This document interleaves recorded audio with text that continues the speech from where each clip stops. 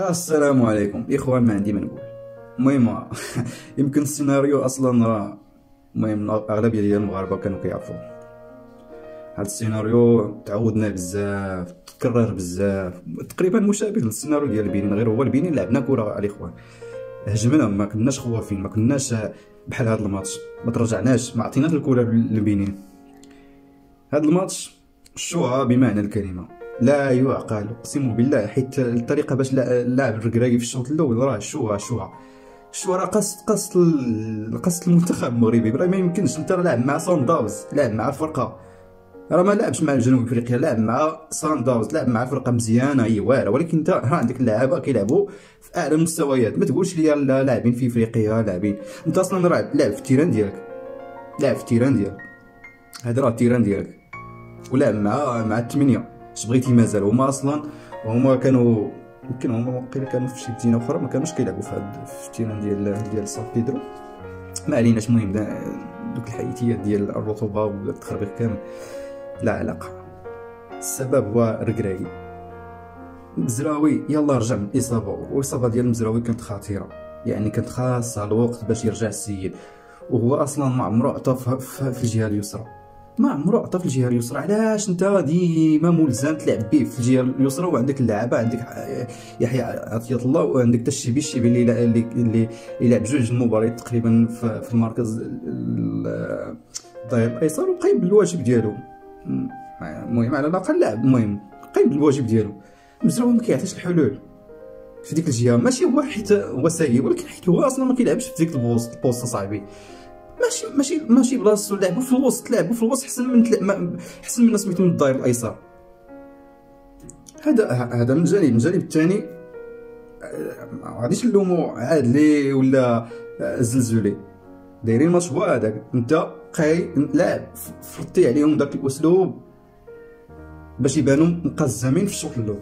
اما الشوط الثاني راه لعبتي على الاقل، لعبتي شويه، ولكن اش غنديروا؟ عندنا السيس راه تبارك الله، راه السيس راه شارف، السيس صافي راه ساعات وسالات، قدم الكثير للمنتخب المغربي والتجربه ديالو، لعب الدور في عده المباريات، ولكن صافي راه عندك رياض، عندك سميتو شادي رياض، عندك الاخر. خلاصة القول ديما هادشي كيتعاود، ديما نفس السيناريو تقريبا. المهم اخر مره ربحنا في الدور الثمن النهائي، ربحنا في الدور الاقصائي، كان العام، المهم النسخه الفايته مع خليل، مع واحد كون كنلعب في هذا الماتش، كون شاد هذا الماتش قسما بالله ما يدير هاد الشوها، كنحلف لكم ما غاديش يدير هاد الشوها، ما غاديش يلعب بهاد الاسلوب، ما غاديش يكون خواف. الكراكي عطى قيمه بزاف لجنوب افريقيا، ما عارفش تقول بحال الا هما البرازيل ولا البرتغال ولا اسبانيا. البرتغال ما عطينا ليهمش هاد القيمه اللي عطى سميتو لجنوب افريقيا. ايوا هادشي اللي كاين الاخوان. المهم المسؤول الاول عن الخساره هو الكراكي، لا عادلي لا زلزولي. البعض غيقول عادلي، البعض غيقول زلزولي، البعض غيقول نصيري. واش نصيري يشدها من سميتو من عند بونو ويماركيها؟ صنع ليه حتى العرضيات اللي كنديرو لا علاقه، عرضيات عشوائيه، غير كنعطيو.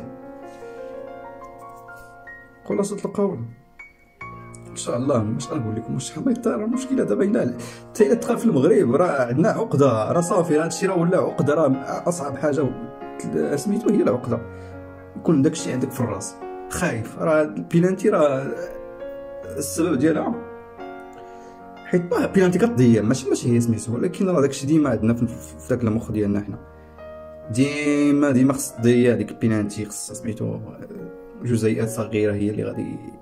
واخا في هاد الماتش صراحه جنوب افريقيا كيستاهلوا، خرجنا مع البنين ما كانش سميتو، ما كانتش خساره مستحقه. خرجنا مع مصر ما كانتش خساره مستحقه، خرجنا مع مصر ما كانتش خساره مستحقه، ولكن في هذا الماتش اقصاء مستحق،